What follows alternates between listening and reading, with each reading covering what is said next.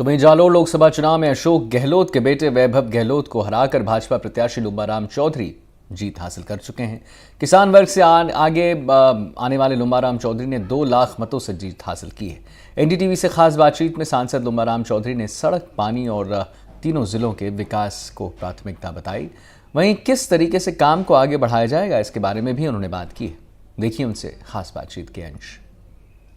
हमारे साथ खास बातचीत करने के लिए जालोर सिरोही के सांसद और नए प्रत्याशी भारतीय जनता पार्टी के जिन्होंने जीत दर्ज की है, पहले एनडीटीवी की ओर से आपको हार्दिक शुभकामनाएं। बहुत बहुत धन्यवाद।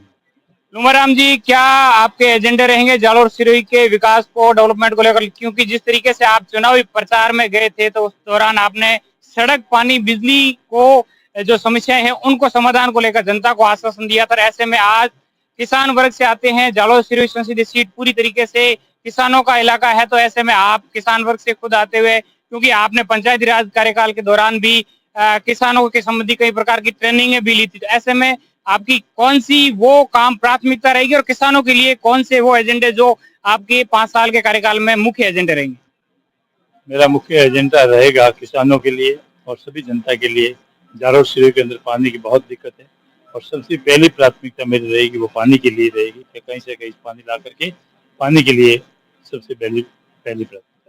पूर्व मुख्यमंत्री के बेटे को आपने हरा दिया, ऐसा कौन सा जादू किया? क्योंकि इतना तजुर्बा लुम्बाराम जी का नहीं था, क्योंकि किसान वर्ग से सीधे साधे आदमी थे। लोगों की यही जो चुनावी प्रचार के दौरान यही था कि ये सीधा आदमी है। आपने जब मैं फॉर्म भर के बाहर निकला तब आपके मीडिया ने आपने पूछा था कि आप कैसे लड़ोगे। मैं आप देखना, भले कोई भी सामने आ जाए, लड़ने के लिए मेरे पास टीम है, भारतीय जनता पार्टी के संगठन है और संगठन हमारे सारे जनप्रतिनिधि मिलकर हम लड़ेंगे और भारतीय जनता पार्टी लाखों वोटों से जीतेगी। वो आपके आज रिजल्ट आपके सामने है। आज उनकी देश से भारतीय जनता पार्टी है 2 लाख से जीती है।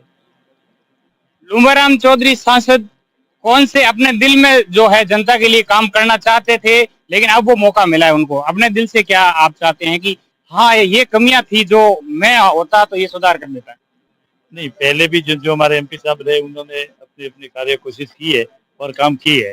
जो काम कोई बाकी रहे होंगे वो उस कार्य करने के लिए पूरी कोशिश करूंगा। मेरे विशेष करके पानी के लिए जवाई पूंज भरण है।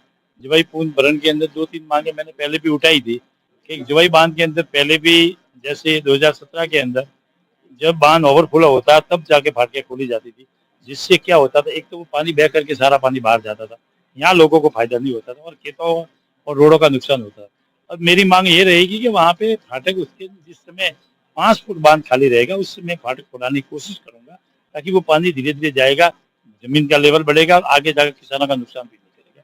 एक बात में ये रहेगी। दूसरी भी पानी के लिए जहाँ जहाँ जरूरत होगी, जहाँ से ला सकूंगा वह कोशिश करूंगा किसानों के लिए पानी लाने। नेशनल हाईवे कनेक्टिविटी जालोर और सिरोही व सांचौर जिले को जोड़ना, रेलवे के अंदर विस्तार, क्योंकि ये केंद्र की योजनाएं है, इसकी जिम्मेदारी है वो सांसद पे ज्यादा होती है, तो वो कौन से आपके दिल में काम है कि ये नेशनल हाईवे जुड़ना चाहिए? हाँ, वास्तव में ये रेल की समस्या है जो प्रवासियों की, आप भी जब प्रवास में गए थे तो सबसे बड़ी प्रवासियों की समस्या थी कि रेल कनेक्टिविटी, तो उन प्रवासियों की अब उम्मीदें हैं वो आपसे ज्यादा है, क्योंकि उन्होंने जो है मतदान के समय भी सहयोग किया और जब आप वोट मांगने गए तब भी उनकी पहली प्राथमिकता ये थी कि रेल कनेक्टिविटी।